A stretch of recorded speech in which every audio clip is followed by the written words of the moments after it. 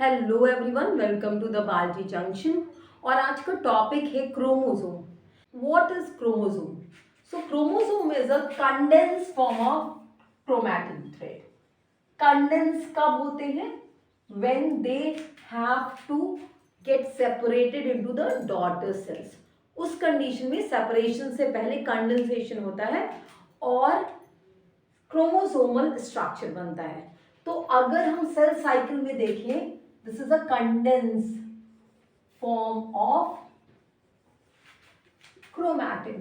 Chromatin thread हमें दिखते हैं इन केस ऑफ इंटरफेज, लेकिन क्रोमोसोम्स कब दिखेंगे? So that can be seen, best seen actually in a metaphase. Metaphase में सबसे छोटे क्रोमोसोम दिखते हैं, मोस्ट कंडेंस फॉर्म होता है, इसलिए इस मेटाफेज में जो है वो स्ट्रक्चर ऑफ क्रोमोसोम को स्टडी किया जाता है।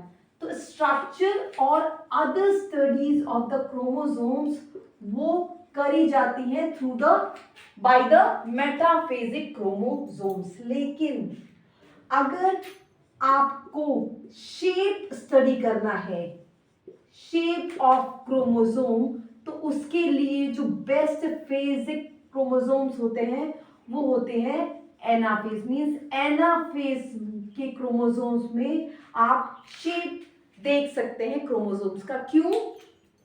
क्योंकि एनाफेज में आपको याद होगा दैट मेटाफेज में मेटाफिजिक प्लेट पे क्रोमोसोम अरेंज होते हैं और इनके सेंट्रोमियर से स्पिंडल फाइबर्स अटैच होते हैं, और जब ये स्पिंडल फाइबर्स जो है वो कॉन्ट्रैक्ट करता है तो according to the shape of the chromosome, suppose ये मेटासेंट्रिक है तो वी शेप बना लेता है लाइक दिस, और अगर दूसरा शेप है तो दूसरी टाइप का शेप बना लेता है। दैट्स वाई हम इसकी शेप की स्टडी एनाफेज में करते हैं। Now let's talk about the structure of chromosome. So जो क्रोमोसोम्स हैं that made up of chromatids. ये क्रोमैटिड्स है, ये एक भी हो सकते हैं और दो भी। अगर आफ्टर रेप्लिकेशन प्रोफेज या मेटाफेजिक क्रोमोसोम है तो दो क्रोमैटिड्स दिखेंगे, और अगर एनाफेजिक या उसके बाद का है जबकि सेपरेट हो गए हैं तो एक ही क्रोमैटिड दिखेंगे। ये क्रोमैटिड आपस में जिससे जुड़े रहते हैं that is called as centromere. Centromere को प्राइमरी कॉन्स्ट्रिक्शन भी कहते हैं। यहीं पे जो क्रोमैटिड्स हैं वो थोड़े पतले हो जाते हैं तो इसको प्राइमरी कॉन्स्ट्रिक्शन भी कहते हैं। और इस पे प्रोटीन की कुछ प्लेट्स लगी होती हैं and that is called as kinetochore. This kinetochore, ये जो काइनेटोकोर यानी प्रोटीन की प्लेट्स हैं, यही वो पोजीशन है जिसपे स्पिंडल फाइबर अटैच होते हैं। That means it is a attachment site for spindle fibre. Now chromatids के कंस्ट्रिक्शन के अलावा कभी कभी कुछ क्रोमोसोम में कुछ सेकेंडरी कंस्ट्रिक्शन भी होते हैं like this is a normal chromosome. So apart from this primary constriction एक दूसरा कंस्ट्रिक्शन होता है और उसके बाद एक रीजन होता है। So this is called as secondary constriction.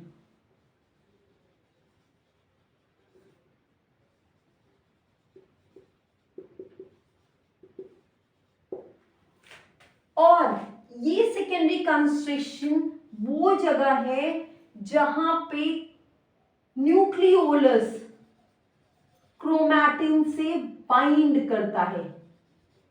सो इसे न्यूक्लियोलस ऑर्गेनाइज रीजन भी कहते हैं, that is NOR।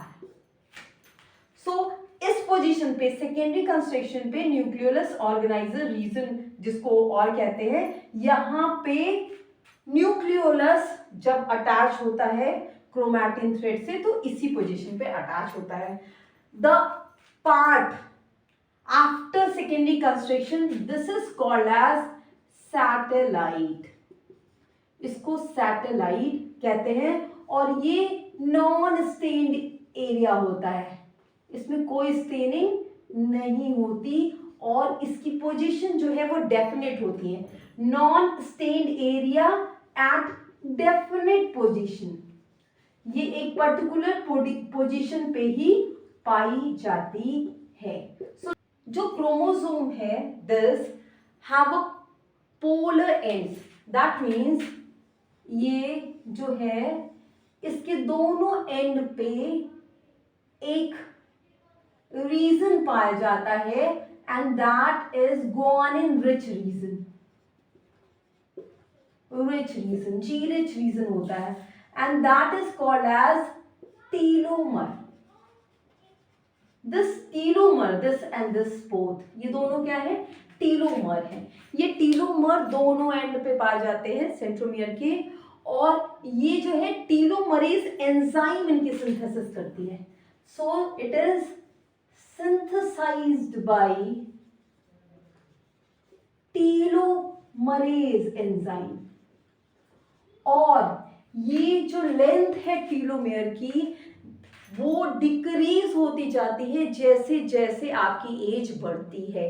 Means ageing process के दौरान टीलोमर वो घटता जाता है, उसकी लेंथ घटती जाती है. So come to the type of chromosome.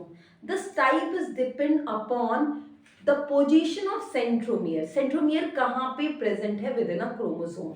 तो अगर centromere बीच में present है, so this type is called as metacentric position, यानी centromere की position center में है.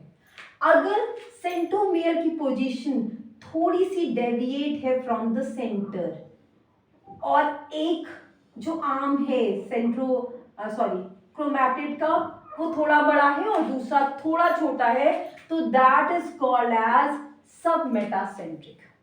अगर सेंट्रोमियर की पोजीशन सब टर्मिनल है यानी कि एंड से बस थोड़ा सा कम है, पीछे है, तो that is called as acrocentric. And अगर सेंट्रोमियर की पोजीशन एंड में है तो this is called as telocentric chromosome. अगर हम एनाफेज स्टेज में इनका शेप देखें तो जो मेटासेंट्रिक क्रोमोसोम है that form V shaped, while the submeta and acrocentric ये दोनों L शेप बनाते हैं. this like this and this one like this. तो ये इसके लिए है एंड ये जो है ये इसके लिए है. And the telocentric is form like a rod like. There are two terminology, karyotype and idiogram. Karyotype क्या है? जब अगर हमें किसी इंडिविजुअल की कैरियोटाइपिंग करनी है तो हम उसके सेल से क्रोमोसोम्स को निकालते हैं and their real picture is shown in a karyotyping. उसको उनके डिक्रीजिंग साइज के अकॉर्डिंग अरेंज कर दिया जाता है like you can see in a figure. और उसमें आप number of chromosome, structure of chromosome, position of centromere, their banding patterns, the length of the arm और बहुत से एक्सटर्नल फीचर्स को आप उसमें स्टडी करते हैं. बट इन अ इडियोग्राम जो क्रोमोसोम होता है उसकी रियल पिक्चर नहीं होती है बल्कि उसका डायग्राम बनाया गया होता है और उसमें बैंडिंग पैटर्न के थ्रू जीन्स की पोजीशन को शो किया गया है. जैसे कि आप फिगर में देख सकते हैं, in that the band shows the position of a gene और उसकी स्टडी यानी इसमें इसके थ्रू हम जीन्स की पोजीशनिंग या उसकी स्टडी कर सकते हैं.